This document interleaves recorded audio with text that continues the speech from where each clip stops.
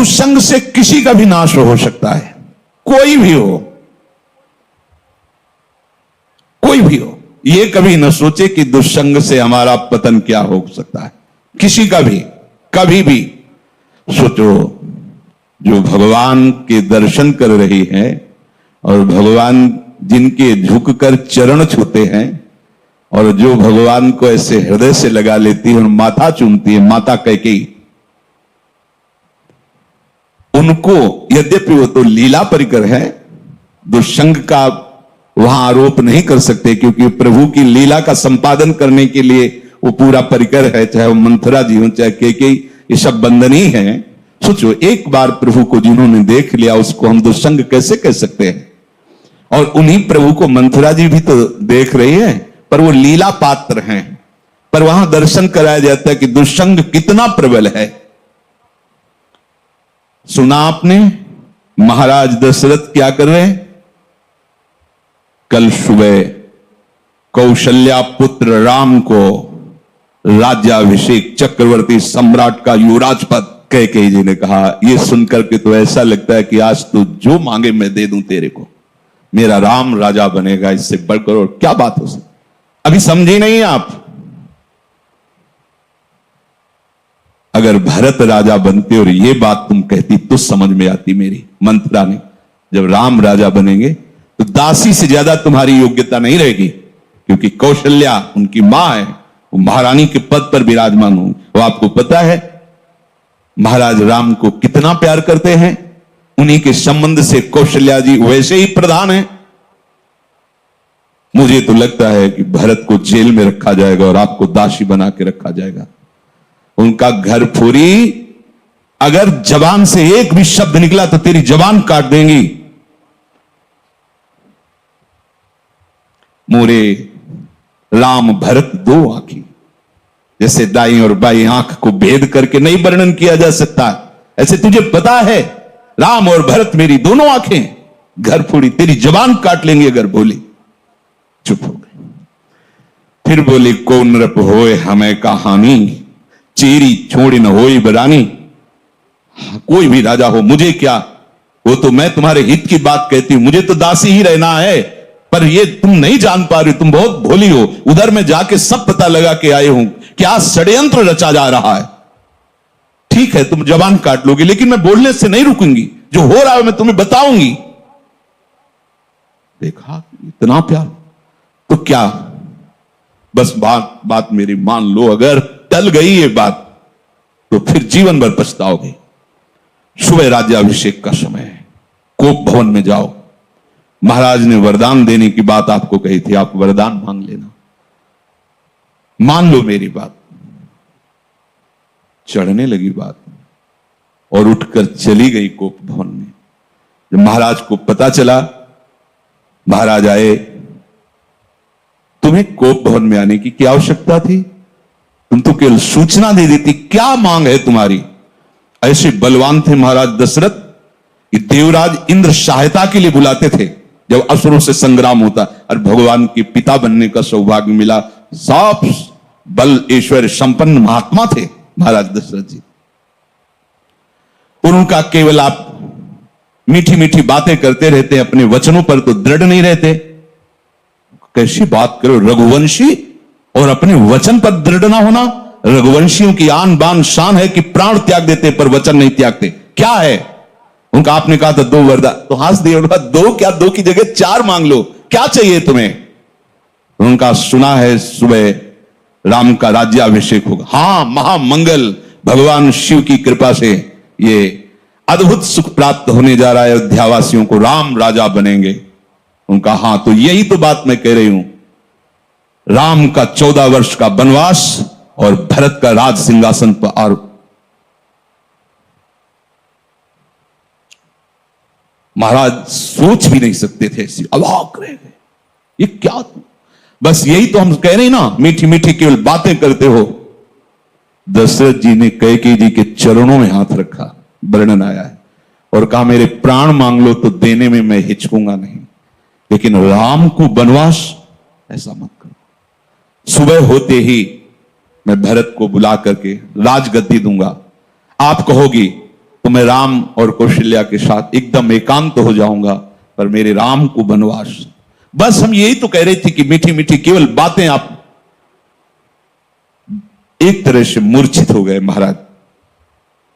क्या हुआ देखो, कितना आनंद मंगल होने वाला था, कैसा कुशंग ने स्वयं कैकेयी जी को भी वैधव्य सहना पड़ा। और जो नेत्रों का परम लाभ है, 14 वर्ष तक उस लाभ से वंचित रहे प्रभु से। दुष्संग हरि गुरु से ऐसे क्षण में अलग कर सकता है। बहुत जैसे सत्संग में सामर्थ्य है कि लौ मात्र का सत्संग स्वर्ग और भोग मोक्ष आदि का त्यागी बना सकता है, तो ऐसे कुसंग भी कम नहीं है। अगर वो सही कुसंग मिल जाए तो परम पद से भी भ्रष्ट करने का वो मार्ग रच सकता है। इसलिए कह रहे कि दुस्संगः सर्वथैव त्याज्यः। किसे हम समझे कि दुस्संग होने जा रहा है, तो शास्त्र कहता है यद्य शब्दि पथि पुनः शिष्णोदर कृतोद्यमैः आस्थितो रमते जंतुस तमो विशति पूर्ववत् सत्यम शौचम दया मौनम बुद्धि स्त्रीर्हीर्यशः क्षमा समो दमो भगश्चेति यत्संगाद्याति संक्षयम ते स्वशान्तेषु मूढ़ेषु खंडितात्म स्वसाधुषु संगम न कुर्याच्छोच्चेषु योषित क्रीड़ा मृगेषु च। जो केवल रसेंद्री के स्वाद में और जनेन्द्री के भोग में है, उसका कभी भी संग नहीं करना चाहिए। शिष्णोदर कृत्योद्यमई, जिसका सारा का सारा उद्यम केवल 2 इंद्रियों के पोषण में है, अच्छा अच्छा खाने को मिले और भोगने को मिले, सबसे बड़ा कुसंग। ये भगवद वाणी। यद सदभी पथि पुनः, सतमार्ग में चल दिया है पर पुनः वो भ्रष्ट हो जाएगा। यद्य सदभी पथि पुनः शिष्णोदर कृतोद्यमई, जो केवल अच्छा अच्छा खाने को मिले और भोग भोगने को मिले जनेन्द्री से, इतना ही उद्यम है। प्राय देख लो, इतना ही उद्यम है। खूब कमाओ और खाओ और भोगो, बस इतना ही जीवन है लोगों की। बच्चापन से लेकर और मृत्यु तक केवल इतनी ही चेष्टा है, खूब भोग संग्रह करो और उनको भोगो और मर के दुर्गति प्राप्त करो। शिष्णोदर कृतोद्यमई, जिनका उद्यम, जिनका प्रयास केवल 2 इंद्रियों के पोषण में है, ये खाया जाए, ये खाया जाए, ये पिया जाए, ऐसे भोग किया जाए, ये घोर कुसंग है भगवत प्राप्ति के मार्ग में। जो भगवत मार्ग में आगे बढ़ना चाहता है, संगम त्यजेत मिथुन व्रतिनाम मुमुक्षुः सर्वात्मनान विसृजेत बहिरिंद्रियाणि एकश्चरन् रहश्चित्तमनंतैः से युंजीत तद वृत्तिषु साधुश्चेत प्रसंगः। महाराज शौभरी जी अपना अनुभव करके कहते हैं कि यदि भगवत प्राप्ति करनी है तो ऐ मुमुक्षु, कभी मैथुन धर्म से युक्त प्राणियों का संग न करना, क्योंकि मछली के मैथुन को देख करके इनका मार्ग रुक गया और अपने मार्ग से भ्रष्ट हो गए। 50 ब्याह मानधाता की राजकुमारियों से किया। तब संगम त्यजेत मिथुन व्रतिनाम मुमुक्षु, जिसका ये व्रत बन गया है कि मैं जीवन मुक्त होकर भगवान के चरणों की आराधना करूंगा, उसको कभी मैथुन धर्म से युक्त प्राणियों का संग नहीं करना चाहिए। स्पष्ट आदेश है, संगम त्यजेत मिथुन व्रतिनाम मुमुक्षु सर्वात्मनान विसृजेत बहिरिंद्रियाणि। अपनी इंद्रियों को बहिर्मुख मत होने दो, अंदर ही अंदर भगवत चिंतन परायण रहो। शिष्णोदर कृतोद्यमई जो हैं उनसे दूर रहो, जिनका उद्यम केवल रसेंद्री और जनेन्द्री के पुष्ट करने में है, ऐसे कुसंग का त्याग करो। जो नीच पुरुषों का संग कर लेता है, बड़ा रंग चढ़ता है, अजामिल सात्विक भाव वाला है, उत्तम कुल से है और अपने धर्म का आचरण करने वाला है, और आज भी वो यज्ञ के लिए ही समिधा लेने जा रहा है, लेकिन वहां वन में एक वैश्या के साथ एक धनी शूद्र बड़ी ही मलिनता पूर्वक आचरण करता दिखाई दिया। बस उस हाव भाव और उस चेष्टा को देख करके ये धर्म का त्याग करके और उसी वैश्या में ऐसे आसक्त हुए, केवल भगवान नारायण नाम के प्रभाव से बच गए, नहीं तो ऐसी दुर्गति होती। यम के दूत तो आए ही थे लेने, पुत्र के बहाने से नारायण निकल गया, बात बन गई। एक दृश्य ने अजामिल को, धर्म से युक्त निष्ठा वाले को परास्त करके घोर निंदनीय विषयों में फंसा दिया। एक दृश्य ने, मछली की मैथुन क्रीड़ा ने महाराज सौभरी को फंसा दिया। ऐसा न समझे कि आपके ऊपर कुसंग का प्रभाव नहीं पड़ेगा। हम देखते हैं एक चेष्टा ने वेश, मंत्र, मर्यादा सबका त्याग करवा दिया। कुसंग बहुत जोरदार है। अगर सत्संग जोरदार है तो कुसंग भी जोरदार है। अगर देवताओं में दैवी शक्ति है तो आसुरों में राक्षसी शक्ति है। खदेड़ देते, कभी कभी स्वर्ग से खदेड़ देते देवताओं को, भगवान आकर रक्षा करते हैं। ऐसे ही खदेड़ देता है दुस्संग कभी कभी सत्संगियों को, दौड़ा देता, भगा देता है। बहुत बड़ा बल है। जो ऐसे नीच पुरुषों की बहकावे की बातों में आकर क्या सुख है, मौज लो यार, जिंदगी मस्ती के लिए मिली। कहां बाबा लोगों के चक्कर में फंस के सब, अरे कुछ नहीं है, तुम्हें बता रहे कुछ नहीं है, जितनी जिंदगी मिली मौज से जी ले यार, काहे को टेंशन। हाँ, तो फिर पूरे विश्व में कोई टेंशन युक्त होना ही नहीं चाहिए, क्योंकि सब मौज में लगे। जीवों की हत्या करके उनका मांस खाना, मदिरा पीना, व्यभिचार करना, नए नए व्यभिचार करना, तो सबको मस्त होना चाहिए। अगर हमको ये दिखाई दे कि तुम्हारी बात सत्य है तो हम सुने, सब टेंशन में है। कोई भी प्रभु को साक्षी करके बोले कि भजन के बिना किसी का हृदय शांत हो गया है, तो मुझे एक भी व्यक्ति विश्व में नहीं, महापुरुषों ने देखा है अपनी दिव्य दृष्टि से। स्वयं भगवान कह रहे हैं, भोगों को भोगने वाला अशांत होता है, वह अशांतस्य कुतः सुखम। जो अशांत है, जो आशाओं की, भोगों की फांसी में बंधा हुआ, का सुखी हो सकता है। ये दुष्ट जन ऐसी प्रेरणा देते हैं।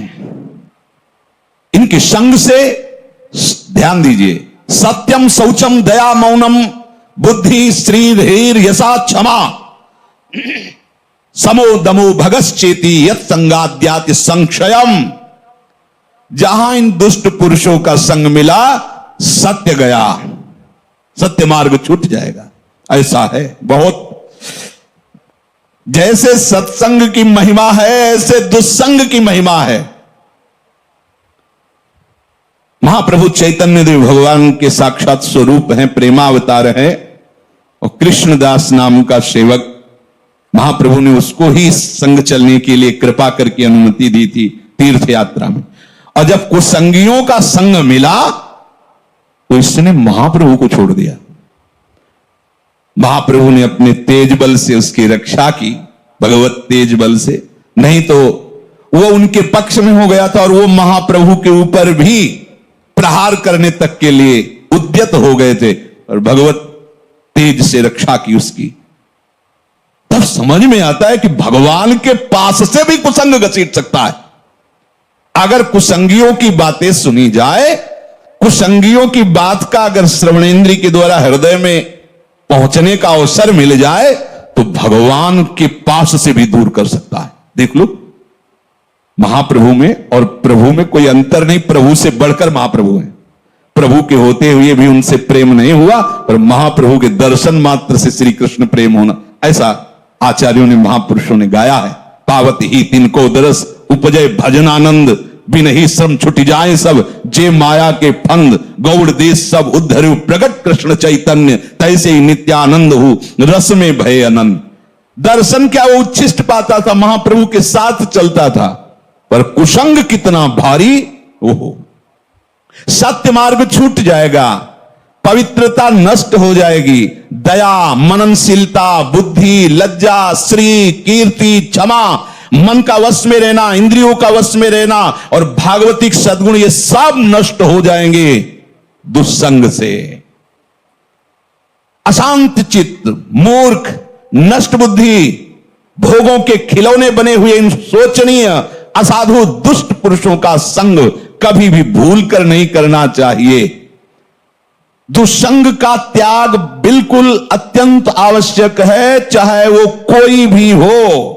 जाके प्रिय न राम वैदेही तजिए ताहि कोटि बैरिशम यद्यपि परम स्नेही। कोई भी हो, अगर दुस्संग है और मां है तो भी नहीं बोलना, यह सबको पचेगा नहीं। जब भरत जी ने सुना कि मेरे प्राणाराध्य भगवान को वनवास मेरी मां के वचनों से हुआ, मेरे परम कृपालु परम प्रेमी पिता का शरीर त्याग मेरी मां के वचनों से हुआ, तो जे भी ननिहाल से आए तो दौड़ कर कैकेयी मां मिलने के लिए आई तो रोक दिया। और शब्द जो बोला वो बहुत ही कठोर बोला, पापिनी आज के बाद तेरा कभी भरत मुख नहीं देखेगा।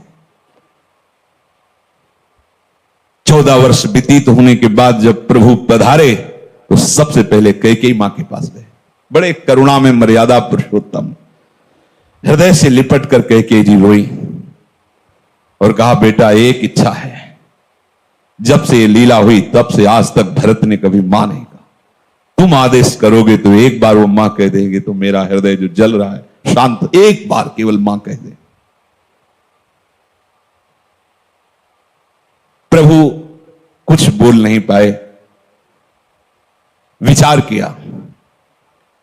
भरत जैसे महाभागवत एक बार जो निश्चय कर ले उसे टाला नहीं जा सकता, और भरत मेरी आज्ञा को नहीं टाल सकता। अब ऐसी परिस्थिति में निश्चित वो प्राण त्याग देगा। अगर हमने कहा कि कैकेयी जी को मां बोल दो तो मेरी आज्ञा उल्लंघन नहीं करेगा, और निश्चय इतना प्रबल है इसलिए दोनों बातों की रक्षा के लिए प्राण त्याग देगा। दूसरे भगवान ने कहा ही नहीं, जीवन में कभी मां नहीं कहा। साष्टांग प्रणाम करके हाथ जोड़कर ग्रीवा झुकाकर खड़े होते थे प्रहलाद जी हिरण्यकश्यप के सामने। जब उसने भगवान श्री हरि की निंदा की तो दैत्यराज कह के संबोधन किया, पिताश्री कह के संबोधन नहीं किया। जाके प्रिय राम वैदे, कोई दुष्संग कहीं भी हो सकता है, बता रहे हैं, वृत्ति से हो सकता है, व्यक्ति से हो सकता है। तो प्रभु कह रहे हैं, स्वयं ये भगवान के वचन है कि बरु भल बास नरक करता था, दुष्ट संग जन देई विधाता। भले नरक का वास हो जाए तो अच्छा है, उससे पाप क्षीण होंगे, लेकिन दुष्ट का संग ठीक नहीं। दुष्ट का वास, दुष्ट का संग, दुष्ट से मित्रता, दुष्ट से संभाषण बिल्कुल ठीक नहीं। बरु भल बास नरक करता, भले नरक में हमें वास मिले लेकिन दुष्ट का संग ना मिले। दुष्ट संग से केवल दुराचारी मनुष्यों का ही संग नहीं समझना चाहिए। अपनी इंद्रियां, अपने मन की पेशगी भी दुष्ट संग है। ये जो हमारा मन भगवत भजन के विपरीत प्रेरणा कर रहा है, ये बहुत सुंदर है, ये अच्छा है, ऐसा देख लें, वो सुन लें, वो भोग लें, ये भी दुष्ट संग है। ये इंद्रियां दुष्ट हैं, ये मन दुष्ट है, जब तक ये संतुष्ट नहीं हो जाते। और इनके संतोष होने का एक ही कारण भजन, दूसरा नहीं। माता देवहूति जी भगवान कपिल देव जी से कहती हैं, भगवान भोगों को भोगते हुए दुष्ट इंद्रियां कभी तृप्त नहीं हुई, आज भी जला रहे। जबकि महान योगेश्वर से संपन्न भगवान करदम जी ने ऐसी रचना रची थी, वो कपिल देव जी से कह रहे कि भगवान ये दुष्ट इंद्रियों के द्वारा ऐसे दिव्य भोगों को भोगने पर भी आज तक तृप्ति नहीं। ये दुष्ट शब्द उच्चारण किया इंद्रियों के लिए, ये मन बड़ा दुष्ट है। जब तक ये भगवदाकार नहीं हो जाता तब तक अपना मन, अपनी इंद्रियां, इनसे सावधान रहे। ये कुसंग है। हर बात मन की मानना, इंद्रियों की मानना, हर बात मन और इंद्रियों की अपनी मानना, ये बहुत घाटे का सौदा है। जब ये तुम्हें मन और इंद्रियां भोगों का चिंतन करा रहे, तुरंत काटिए। हमने आपको बताया सत्संग में कि नाम जोर से उच्चारण कीजिए तो संस्कार नहीं बनने देगा, उसकी चाल है। और जहां आप उसमें थोड़ा सा मिल गए तो ध्यायतो विषयान पुंसः संगस्ते सुपजायते। जहां विषय ध्यान शुरू हुआ, पूर्व का भोगा हुआ या सुना हुआ या पढ़ा हुआ या देखा हुआ, जहां उस पे एकाग्र हुए, कुछ करो या न करो, जो उसका परिणाम हो तो हो गया। तुम्हारा अंतःकरण गंदा हो गया। क्रिया तो बाद में होती है, अंतःकरण पहले गंदा होता है। ध्यायतो विषयान पुंसः संगास्ते सुपजायते। जहां विषयों का ध्यान सुखपूर्वक किया, ऐसे से ऐसा हो, ऐसे से, बस वो अंतःकरण को मलिन करके संकल्प बना देगा। और जहां संकल्प बना और संकल्प में बाधा पड़ी, प्रतिकूलता आई, क्रोध अपना अधिकार कर लेता है। संगात संजायते कामः, कामात् क्रोधो विजायते, क्रोधात् भवति सम्मोहः, सम्मोहात् स्मृति विभ्रमः, स्मृति भ्रंशात् बुद्धिनाशो, बुद्धिनाशात् प्रणश्यति, सर्वनाश हो गया। इसलिए कल्याण पथ पर, भगवत मार्ग पर चलने वाले उपासक को विषय चिंतन को भी दुष्ट संग समझना चाहिए। विषय चिंतन बड़ा भारी अंदर का दुष्संग है। बाहर से भाग के तो एकांत हो गए, लेकिन अंदर उसे भगाने के लिए नाम समर्थ है। नाम न छूटे तो कोई भी दुष्संग तुम्हारे ऊपर प्रभाव नहीं डाल सकता, आएगा प्रभाव नहीं डाल सकता। कोई भी दुष्चिंतन अपना संस्कार स्थापित नहीं कर सकता। इसलिए निरंतर नाम जप करते हुए दुष्संग से बचना। जब दुष्संग से बचेंगे तब आपके अंदर भजन भाव की वृत्ति से एकांत स्थान की चाह होने लगेगी। कोई मुझसे मिले ना, कोई बात ना करे, बस चुपचाप निरंतर नाम चल रहा है, वाणी चल रही है। स्वाध्याय अत्यंत आवश्यक है। अगर आप थोड़ा भी हिंदी पढ़ लेते हो तो आपको स्वाध्याय जरूर करना चाहिए। आस्तिकता की आधारशिलाएं, साधक में साधुता, प्रेम दर्शन, श्रीमद् भागवत, श्रीमद् भगवत गीता जी। बिल्कुल संप्रदायवाद की बात मत करो, सीधे जैसा कहें वैसा चलो।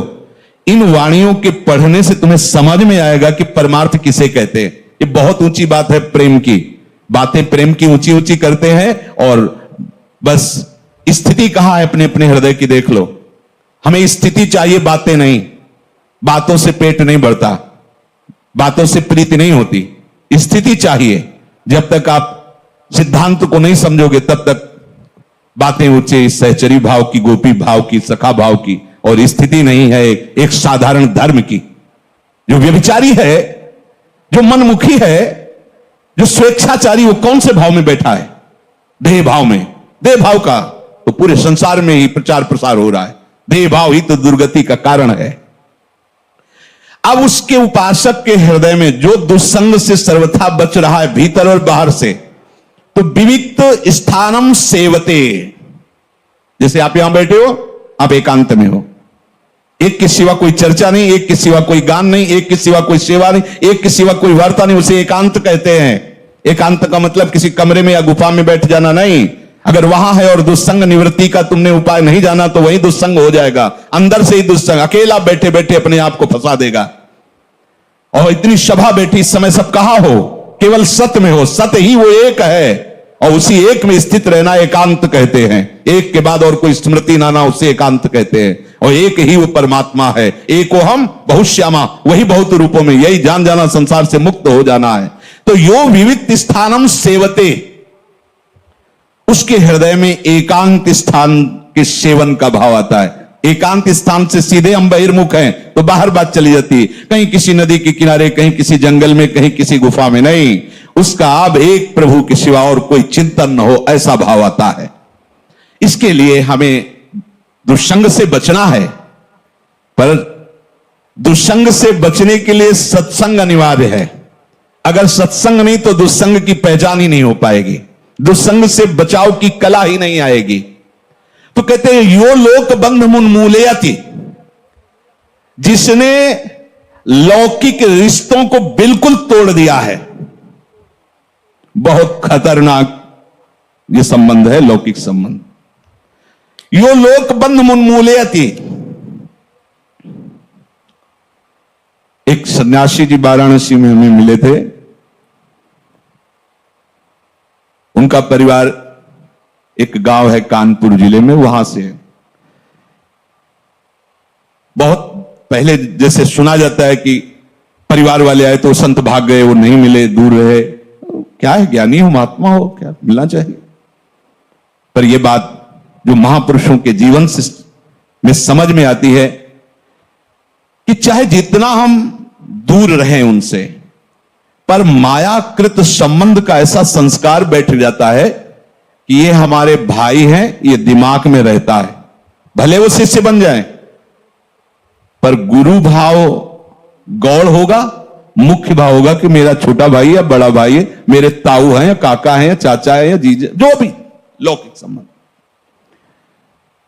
वो प्रयाग में घाटों में मिलते थे, विश्वनाथ जी का प्रसाद दिया करते थे। स्वामी जी बहुत चिंतित दिखाई देते थे। दिन पूछा, स्वामी जी आपकी चिंता का कारण क्या है? उनका बहुत बड़ी गलती हो गई है, मैं उसी गलती से जल रहा हूं। तो क्या गलती हो गई आपसे? ऐसा क्या अपराध है जो आप सन्यासी दंडी महात्मा?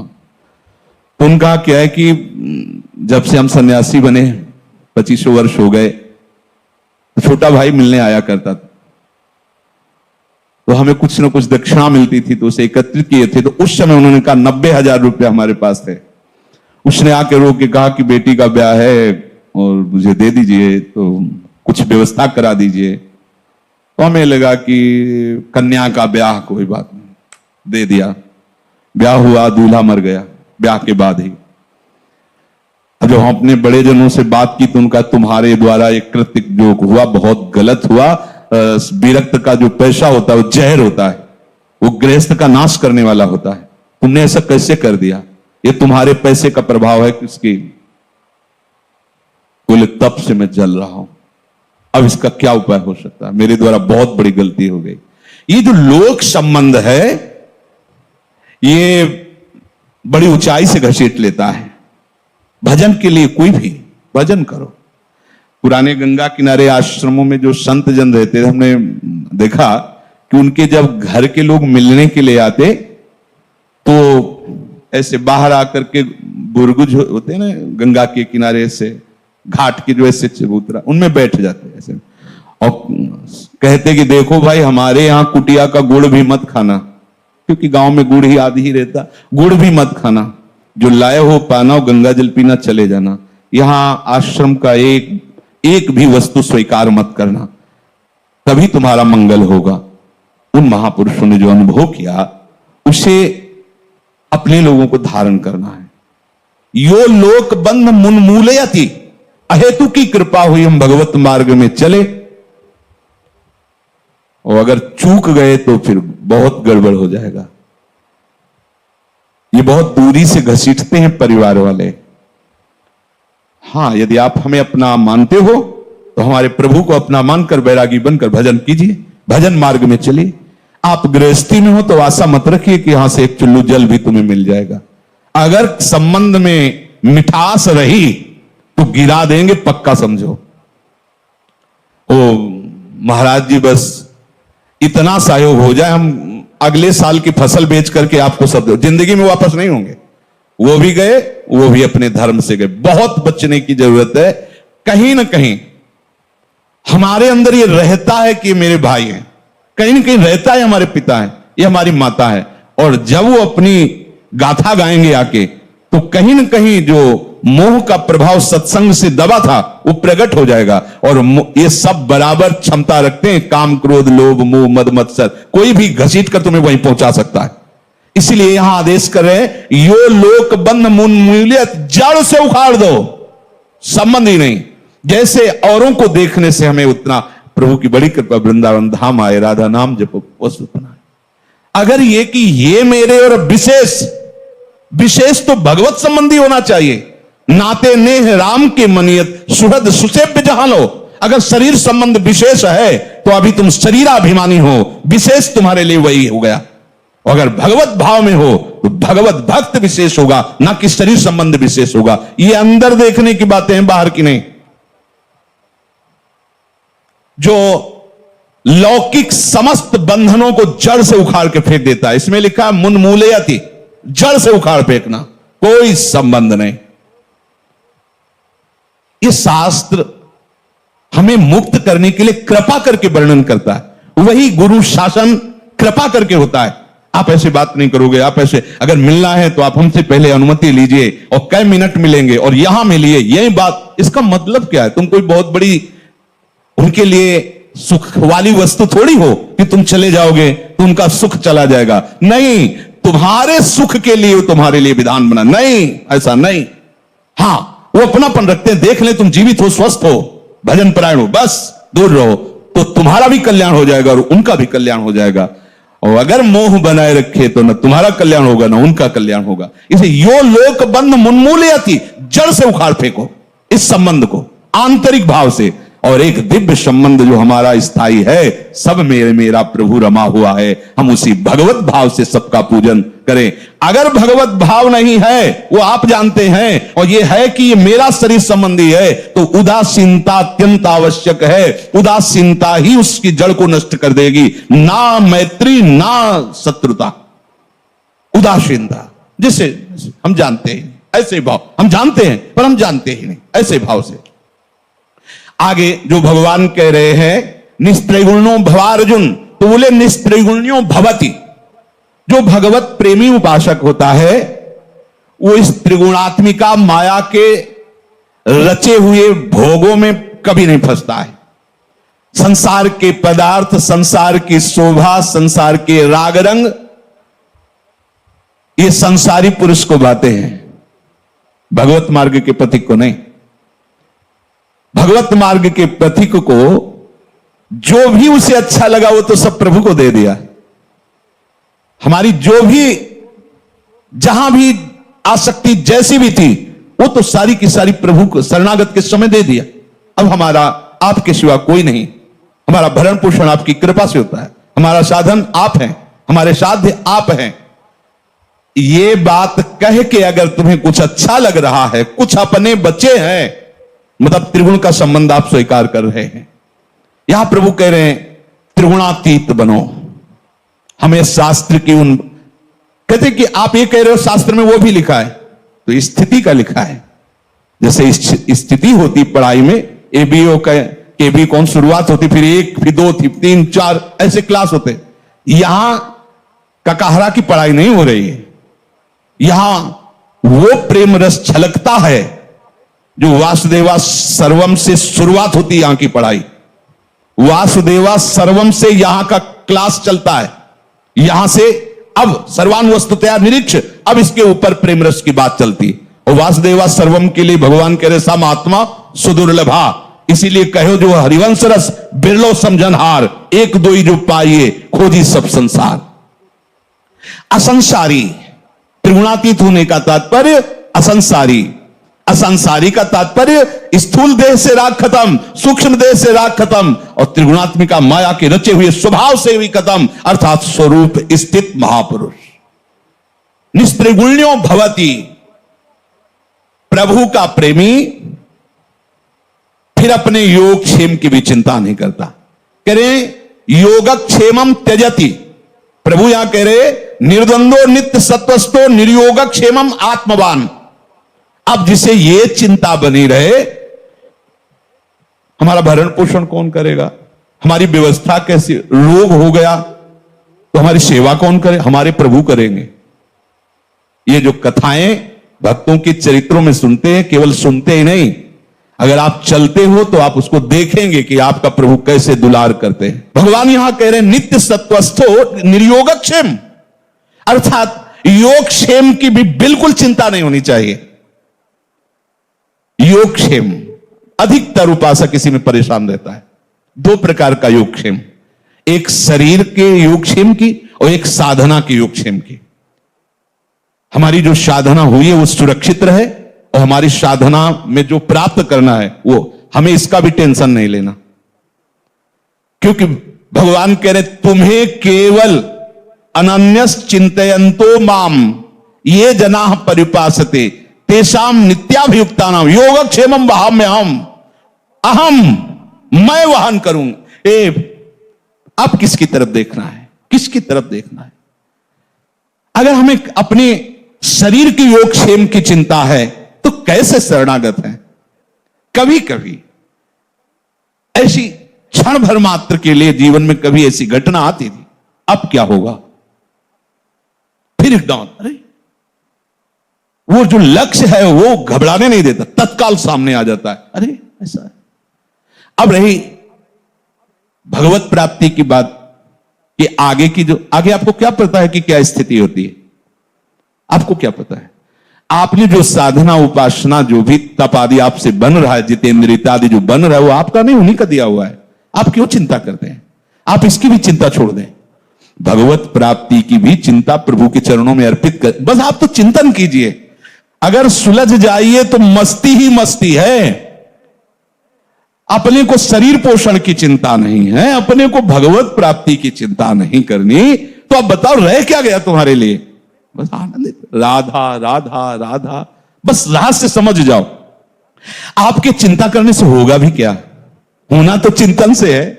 जितना भजन करोगे उतनी ऊंचाई पर चढ़ोगे, और बस बाद में यही बैठे तुम सोचते रहो हमारे को खान पान विश्राम की व्यवस्था कैसे होगी, हमें दिव्य सिद्धियां दिव्य वस्तु कैसे, तो बातों से थोड़ी प्राप्त होगी। भजन करो, जो चाहोगे प्राप्त, जो चाहो छूट है। भजन में इतनी बड़ी सामर्थ्य, आप एकत्रित तो करो राधा नाम धन। श्री कृष्ण को खरीद लोगे, उनकी माया की तो बात जाने दो, श्री कृष्ण की माया की तो बात जाने दो, श्री कृष्ण को खरीद लोगे, बिक जाते हैं राधा नाम सुन करके। अब एकत्रित करो राधा नाम रूपी धन। निर्योग क्षेम, योग क्षेम की भी चिंता न करना। शिष्य आगे श्री राधा वल्लभ लाल।